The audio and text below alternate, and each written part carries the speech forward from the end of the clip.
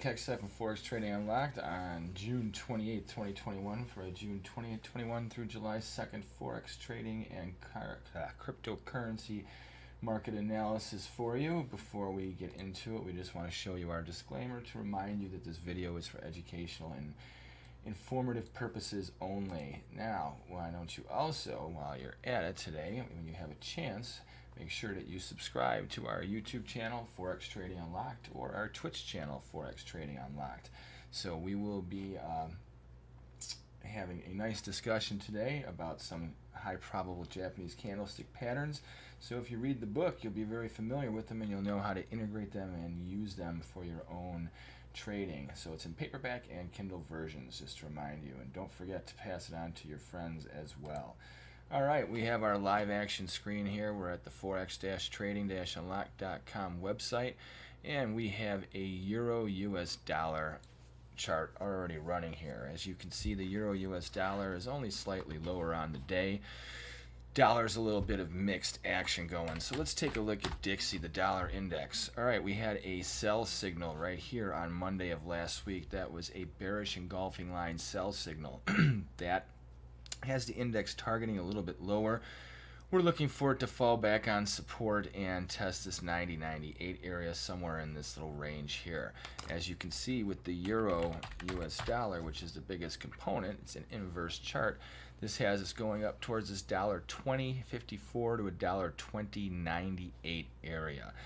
Very likely that we could see a rally up into this spot. I think this is where we'll run out of gas, and if this coincides with the dollar index chart, then this is probably what we will see, and view this only as an upside correction as the Euro US dollar remains in a longer or medium term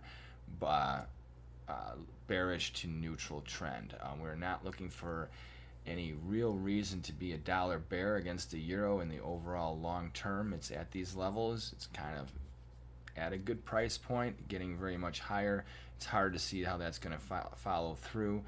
There's a lot of economic numbers that have to come and set that trend in order for that to occur. Currently, I'll be watching the PPI, the CPI, and a couple other inflation numbers, unemployment being definitely one of the largest.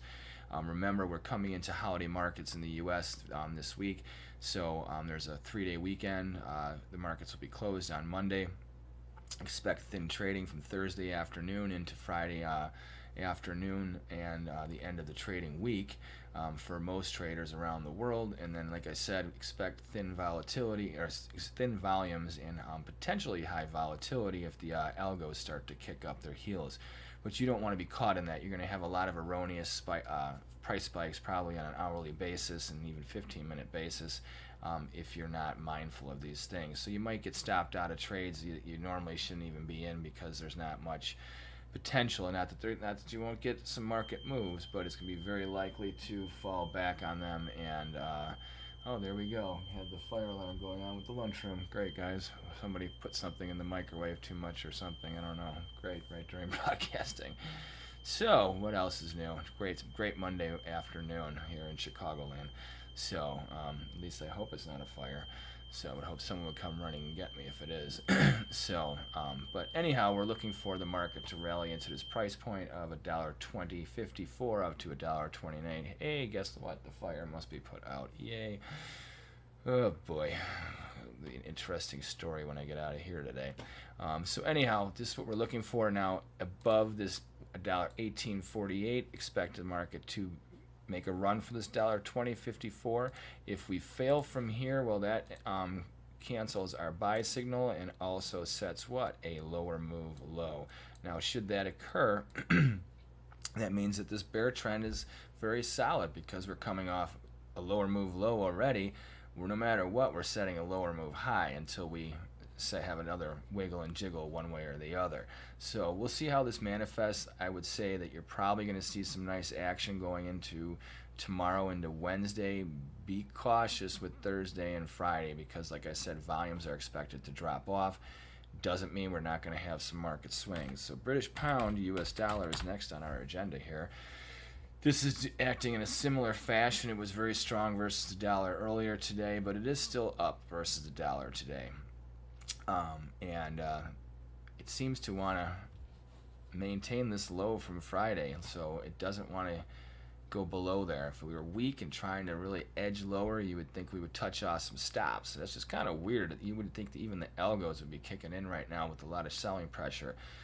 This helps me think that we're going to see probably maybe even a little rally in the pound US dollar this afternoon. Maybe not much, but a little bit. Settle positive on the day, and then on Tuesday into Wednesday probably edge higher towards this $1.40.04 area.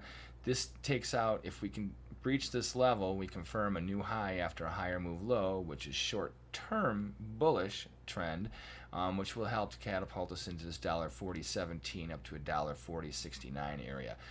This puts us into that area with the dollar index where I think we're going to get capped as the dollar index bottoms out. Excuse me. And then I think the longer term trend will start to manifest itself. Now with the pound US dollar, it's not like I'm overall very bearish or anything, but I could see us coming right up into here, bouncing off this downward sloping resistance line and start to wedge as we move into July. So we'll see how this goes. Right now we have this buy signal, a bullish engulfing line buy signal, which has us targeting $1.40.17 up to $1.40.69. Only below $1.37.80 do we get bearish here. All right, now let's look at the US dollar Swiss. US dollar Swiss here, we have an interesting trade. This is where dollar strength seems to be holding up as far as against the European currencies. We are coming into this longer run downward channel here with this downward sloping resistance. We capped out today, touching off of it. If we can get above here, then expect a challenge of 92.41, and above here, well, then we have a bullish dollar versus the Swiss. I think right now what you're going to see is not much of a selling off in the US dollar Swiss, more of just a basing, kind of going sideways between this 92.41 down to 91.41, so basically in a dollar range. As the euro and the pound gain a little strength and push the dollar index towards that range, I think we're just going to ride support a little bit, and then boom, as we wedge here, break out to the upside. Short term, this is a bull. So that's the one thing is you have to be very mindful of. Right now, the dollar is still only viewed as being in a corrective mode versus these European currencies. US dollar JPY here, we have a very interesting thing shaping up here. We have a continuation pattern. This is a rising three methods. If the market was to settle about where it's at, or maybe even a little lower right here, or just right around where it's at today, and then we get a rally for Tuesday's trade, and especially if we can settle above this 110.96 area here, that is very bullish, because that would would complete a bullish continuation pattern, which is a buy signal, and then that would have us targeting pretty much 112.5 up to 113 even in the US dollar yen. Now I'm not expecting it to explode in a couple days, but I think we could trend higher over the next couple weeks, definitely into the next week and a half up towards those levels if we get a settlement around where we're at right now by the end of the day, and then tomorrow's trading lifts us up and settles above 110, almost basically 111 even in the US dollar yen. That would be a confirmation. So we have to wait for a day and a half for this to happen. Don't try and jump in front of a trade. I'm not telling you there's a buy signal yet. However, the trend is bullish. This signal would go with the trend. Trends, you always want to trade the action, not the reaction, unless you really, really are nimble and are paying attention. So, and that's where you're going to have a chance, I think, pretty sure that over the next day and a half we'll see that if we get a close above 111 even, especially tomorrow rather, that we will be on track to see this market grind higher. Now I'm not expecting it to be explosive, so don't think that we're not going to possibly have some swings. Remember, we have this upward sloping support line, so we could break out to the upside and then boom, still come back down to $1.10 half here, and then still bounce up and hit that $1.12 half. But should we fail to do so and complete this continuation buy signal, and especially if we fall below 109.71, that has us targeting this 109.29 to 108.82. I don't think you're going to see very much more than that. Overall, the yen, if you look at it, it's been trading in this wide range here, but I think that you'll find a lot of support here, just because I think the US dollar is definitely a bull versus the yen in the short run.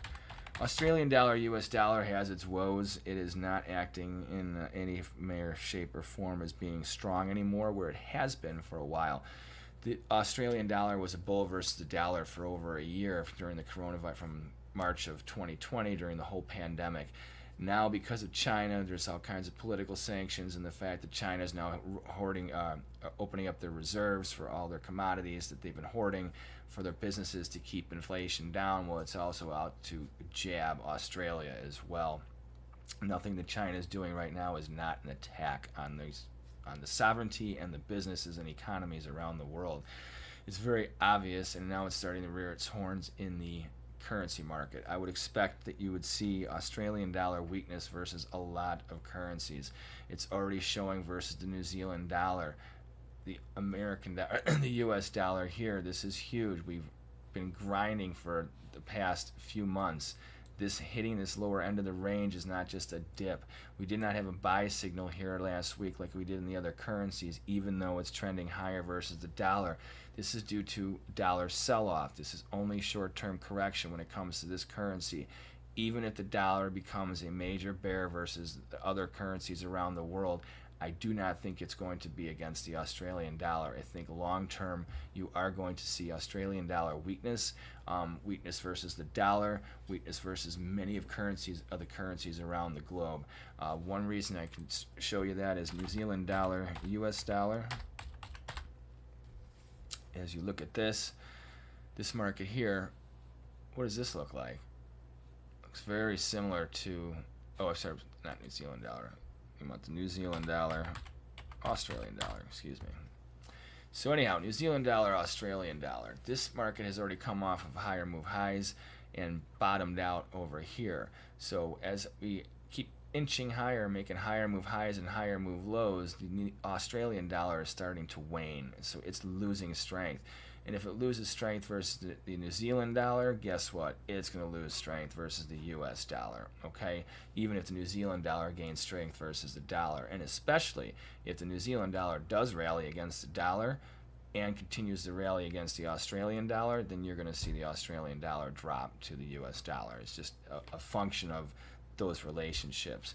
So be mindful of these. If you want an indicator of where the Australian dollar is, start with looking at the New Zealand dollar, Australian dollar. You can even look at the euro, Australian dollar. Here the euro's got strength versus the Australian dollar, and it's in a bull way. It doesn't look like it wants to give up. That's more weakness for the Australian dollar. So British pound, US dollar, or excuse me, Australian dollar. Same thing, it's in a bull trend. And look at today. Today it's coming off a bullish engulfing line, pound strength versus Australian dollar. So once again, Australian dollar, US dollar, weakness just prevails in the Australian dollar. So, and especially if the dollar gains any strength versus these other currencies that are strong versus the Australian dollar, there's no way you're going to see an Australian dollar, US dollar rally. You're going to see an Australian dollar, US dollar break. So we'll be looking for rallies to sell. We will definitely, well, I don't even know if we're going to get one in the short run. So we have come off a lower move low, and now we've made a lower move high. We'll see what happens over the next couple sessions. Now, New Zealand dollar, US dollar, like we already showed you, this one here looks very similar. I don't know if it's going to continue to look very similar.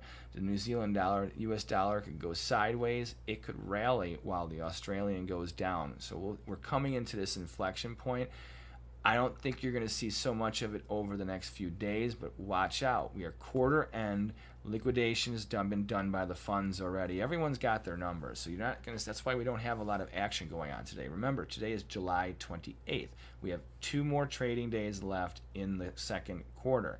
The first half of the year is going to be wrapped up. A second quarter is going to be wrapped up, and we're looking for what's going to go on in the third. And the third, I think, is going to be a lot of neutral while we're waiting on a lot of economic numbers. But by the end of the third quarter, we're going to have a trend of whether PPI is continuing to rise, CPI is continuing to rise, is unemployment going down? Are unemployment claims going to continue to go down? These are very key questions that drive currency pricing, interest rate pricing, which also drives currency pricing. So if the interest rates start to move radically, or reverse gears, this will be a tipping point for most currencies around the globe. My prediction is that third quarter is going to set these trends where by the time we get to the end of it and we have these we're coming off of the pandemic stuff. Now we're getting back to markets free flowing and following the numbers. What is going on really? What are the gauges of what we really look at when it comes to market pricing? And if that's the case and we do start to set a trend, especially with higher PPI and CPI, flat unemployment, unless unemployment goes down, unemployment has to go down. It's the only way to even absorb part of the inflation. You can't have rising unemployment and rising inflation, because guess what? That's exactly what the Fed says it's not. It's the 70s all over again, and it's happening faster. What took years is taking months now. And if that continues, remember that if PPI and CPI continue to go up into July, August, into September, that means that we'll have 3/4 of the year where we've had inflation. It's not just 5 weeks, 5 months. Then you're looking at 10 months of inflation. That's a big deal, So, and especially 7 to 8 months of rampant inflation like we have not seen in this country or this world in decades.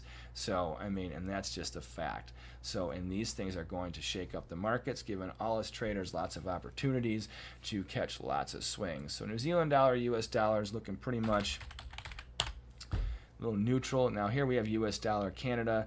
This one here, markets go out like they come in, and considering that it's basing like the Swiss is and it's higher today, this is another one where I think we're finding the turn. Now, I'm not overly long-term major bullish dollar versus the Canada, but I am in a buy-dip scenario. I think that we can maintain this over the next couple of weeks to a couple of months. The oil trade, I think, is off the table, and also because we have the political clash between the Biden administration and the Trudeau administration, and our trade deals are being it's boggling my mind what's going on with U.S.-Canada relations. So, but because of those things and because of our economies are not really flying high right now, earnings are doing well. The economy is not doing well. So, and as long as that's the case, I think you're going to continue to see a pressuring of resistance, looking for a breakout of this $1.2488, and I can see it still getting up to this $1.27, maybe even $1.28 area, and then start a digestive pattern for a while. I think we're about to get ready to set the range. I think the bottom of the range has been set. Remember that we are coming off of, if you on the monthly, this thing's been trending lower since March of 2020 when it spiked high, and that's when it made a higher move high, or actually a double topped. Here, let's see, what was the top here in January of 16? The high was 146.89. and here it's 146.67. So we fell just shy of making a new top. You could say it's a double top on the long term, but even still, it set the bearish tone because you had the higher move low, lower move high. Boom, we made a higher move low. What is that? Long term, we are neutral to lower US dollar Canada, but you're talking on a major yearly scale, maybe. But what we do have here now is on a monthly basis, we have a bullish engulfing line forming. So think about this. In the next 2 days, if you rally in the Canada and you continue to do so, that means you're going to close higher than where you're at right now. That would lock in a bearish or bullish engulfing line buy signal on a monthly basis. It doesn't mean we're not going to fall back on support. We had a bullish engulfing line here. Look at this, how it rallied, did come back, but boom, it set the tone. So I think longer term, we are looking for this to continue to grind higher and then maybe get us back into somewhere around this critical range right in here, where the bulk of the trading has been for the last 5-6 years. So, and that would work with this, how it spikes above here, falls back into it, spikes above, falls back in, comes a little below, trades all in here, spikes. See how it just rides below this 133 down to basically 124, this $10 range. It'll swing into it and then boom, swing back up into it, you know. So let's go with the way recent history has been going. we're looking for that kind of trade to shape up here. So it'll be interesting to see how the next 2 days, whether they set off these monthly signals or not. All right, let's go to BTCUSD, and we can come off the monthly here. We know that's bearish. Daily, we're grinding, we're going sideways, no signals here. Are we basing? Binance has now been banned from Canada, so you have the UK and Canada within just a couple weeks of banning Binance to their citizens from use. Does that mean it's going to get banned here in the United States? Probably not anytime soon, because of the Coinbase regulation, being regulated and whatever, and now being integrated into our financial system slowly but surely through these means. I think it's very unlikely that we're going to just have a big role reversal and say, hey, we're going to ban cryptocurrencies, or ban our citizens from being able to have Bitcoin wallets or use certain Bitcoin or cryptocurrency mechanisms. So I think we have life there, but it doesn't help with the pricing of Bitcoin in the short run. So I would expect that with Bitcoin especially, it's holding its ground, it's trying to grind the bottom, but it's still not bullish, it's neutral to lower, but holding up. Now if you look at Ethereum, it's doing the same. It's confirmed a little upside breakout in the short run. Short run it's bullish. We're talking hourly, short couple day frame. We're trying to build up. I could see us getting back up to this $2,500, $2,550 area. Probably going to run out of gas around there, especially if Bitcoin continues to go lower. There is some stuff tied to John McAfee and Ethereum that the SEC, and this is not conspiracy theory stuff. This is where market regulations go against everything that cryptocurrencies are about. But there's a chance that the SEC, via some other federal agencies as well, will be basically using quantum computing and some other stuff to bring down, I guess, or to kind of hack some Bitcoin stuff. But on the Ethereum blockchain, there is stuff tied to John McAfee that they want access to. That is, if they deem information that they want, that means that they could be shutting down the Ethereum network. So that's another blow for cryptocurrencies. So I would be very cautious with what the U.S. government is doing, because this McAfee thing is not going away. It's and I'm not going with the conspiracy theorists or anything like that. This is from things that he said leading up to his death and factual evidence of the technology being used, and this is just a matter of, is our government going to press things? Now, once again, of the G7, we have two countries, the UK and Canada, now that have banned Binance. So I'm not being anti-crypto, they are. Do I see the U.S. joining forces with that right now? No, I don't. I see that being a divergence right there in the short run, except if the SEC pulls this, because then they will twist the arms of the legislature and the federal government, and then that changes, unless there's some executive order protecting cryptocurrencies or whatever. I could see them moving forward with that. So that could be bad for Ethereum investors. Not all cryptos are going to be impacted, but you probably could see lower pricing for a while as these things manifest, or when they do, you're going to see a sharp drop. Now, where I don't see you getting disrupted too much is in Monero. This one here is doing the same as Ether, trying to set a breakout to the upside. It's neutral right now. This has technology that's very viable as far as for payment systems and things, and that's where this whole Ethereum thing becomes a big deal, even with the Binance being banned in G7 countries. These crypto technologies, a lot are meant for payment systems and transferring of data and whatever at lightning speeds, avoiding networks that they used to before. So now you can move money where it would take days, even by wire and electronically. Now it takes seconds, and the fact that you can shut off that route somewhere along the way, it doesn't mean it can't be rerouted, but it means that it starts to shut off ways that it can go. And the more you have that ability, the less viable these technologies are, because it doesn't matter how fast you can move money.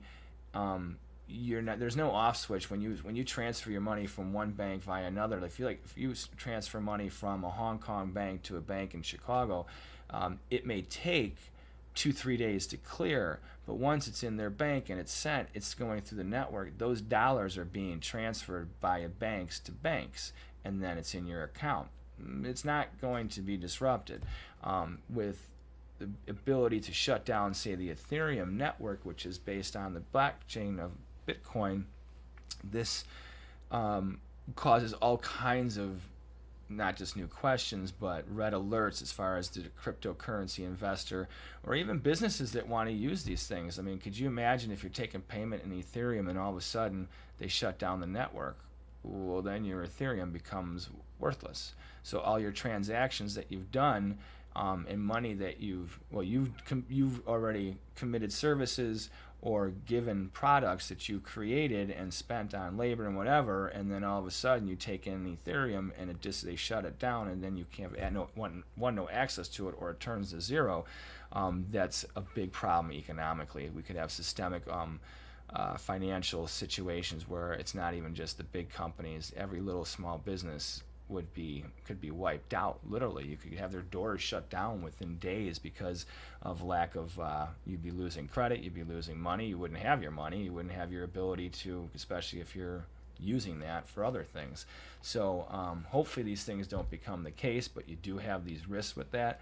Monero is less likely to be shut down. It's not something, I mean, you can use any of these things on a nefarious way if you want, as far as just converting dollars or whatever currency into one of these things and then transferring it to somebody else, and they convert it back to whatever currency they want for whatever illicit service or whatever is provided. So these things can all be used for that, but that's not a reason to shut down. I mean, you have to shut them all down if that's going to be your worry, which obviously people aren't anymore. So, but as far as the technology, Monero has a really good viable technology footprint that is most likely going to be around for a while. Now, I think it's worth where it's at and has the potential to go higher in value. I do not see any systemic bull market that can really lift it in the ways you're looking at, like Bitcoin and things like that, because the more viable these technologies are, you can't price yourself out of them being, because then there's a price point where you'll reach diminishing returns, because it doesn't matter how viable the technology is. If it becomes super expensive, then there's other means that you will use because of the costs, so that could be a problem. So I think that as an investment and to trade for the swings, especially when you're looking to buy dips and stuff like that in a bullish market with Monero, I like that. Longer term, I see the feasibility of having longevity, with Monero being something that, will it be around 50 years from now? I have no idea. I couldn't even begin to fathom. Yeah, sure, maybe not. I don't know. But being in use mainstream more than it is now over the next, say, 3 to 5 to 10 years, absolutely. 10 years from now, do I think it's going to totally keep on going? I think it may if it evolves, and I don't know, maybe it will. Maybe something new will come out and replace it. So, but I don't think, just like I don't think you have as high of an expectation and appreciation in Monero, like everyone thinks Bitcoin's going to $1 million. I don't think you have a potential for Monero to go down to zero either. I think you have a very viable technology that has a price point right now that it is functional. So there's other things that could make it different, especially, regulations and what have you, and especially if they start to ban it, in certain countries. But as a whole, we have a lock here on this one. I think you have a good grasp, and it's something that you can really count on as far as the crypto sector. So for Doge USD, we do have a buy signal here. We have a 3 inside buy signal that was triggered last week. And ironically, I think we have a good chance of making it up towards this 41 cents, 45 cent area. The 52 cents, I think, is an extreme where I think that you have a lot of people that I'll buy it at 30 and sell it at 60. Interest, where if you're looking for those scalpers, that if they really exist, they'll come back into the market. Maybe some of them are long now. You got a lot of whales taking a lot of heat, so I don't think you're going to have the big money coming in, but I think that you do have a chance of getting a run up. It's more of a pet rock fad than it is technology based. This one, I don't see the technology having any long-term mainstream adaptation or being adopted. But we'll see. That remains to be seen. But I think if you do get up into this area here, you are going to see a lot of selling. And I would say if you've been long, get all your money out. And then if you have a profit, if you want to hang on to this thing, let it ride. Outside of that, look to get out on these rallies. Just because I don't see the viability being there. I think it's definitely a speculative pet rock penny stock, just like any others, that has no basis in anything. It's just a pump and dump. And because of social media and a lot of very young, naive investors are wannabe investors and traders who just happen to have free money that landed in their lap, they're throwing into it thinking they're going to be the next financial tycoon. Not that people are not making money off of it, but just while there's making money, there's a lot of people getting crushed on it. And the fact that you have people taking out money from their retirement funds and things like that, it's like, okay, your long-term strategy is correct, and then you totally throw it away for not just a bad long-term strategy, but a horrible short-term strategy. So these things just don't end well. I'm loving the volatility myself, and I hope people keep making these mistakes, to be quite honest with you, because for me, all it does is give me the opportunity to have more volatility, which I personally love. All traders want volatility. It's very important to have that. Let's see if we have any questions here. We got a couple people on the chat. We don't have, do we have any questions? I don't know. Let's see. Oh, you know what I forgot to do? Forgot to show you our Twitch channel here. We have the Twitch channel here, which is streaming our video right now. If you haven't followed us on Twitch, please do so. It's a great way to be in touch with our past videos. You can also join the chat when you're on here. You can see that we're streaming right now. Now it's going to a mirrored effect, so I want to get off of that. All right, so oops, let's go back to, there we go, right chart here, Doge USD. All right, so we have the Dogecoin USD. We're ending on this for the crypto basis. You have our buy signal here. We'll see if it manifests completely. So yeah, 41 cents, which is actually good for me because that's where I'm unloading, because I own it in that 30-cent area. I'm looking to basically do what I said. I'm going to liquidate, take my profit, and whatever else I have left, the remaining Dogecoins, let them go and forget about them. So, and then if it explodes, and God forbid this thing actually does go up to $100 or whatever, I'll definitely take another one or two off the table.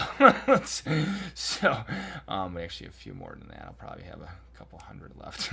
So, but anyhow, I would just be mindful of these things and pay attention to our videos. And if you have done so already and subscribed to YouTube and Twitch, you'll be aware of when our next video comes out. So one last look at the Euro US dollar as we've been talking.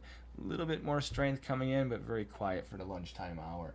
So we're not looking at very much action today. Remember, holiday markets are coming ahead of us. Be mindful of that, and I think if anything, get ready to jump into it for the third quarter on Tuesday of next week. So until then, we'll be bringing some videos and hopefully finding some signals. Remember, we have the one shaping up in the yen. We've already got some other ones we're looking for follow through. Read the book, High Probable Japanese Candlestick Patterns, available on Amazon.com. And you can read it in Kindle and paperback versions. Through that, you can learn how to exercise these signals and hopefully integrate them into your own trading systems as well. So with that, I'm Teddy Keckstedt from Forex Trading Unlocked. I want to say thank you once again. You have a great trading week, and use caution as we head into this holiday and get ready for the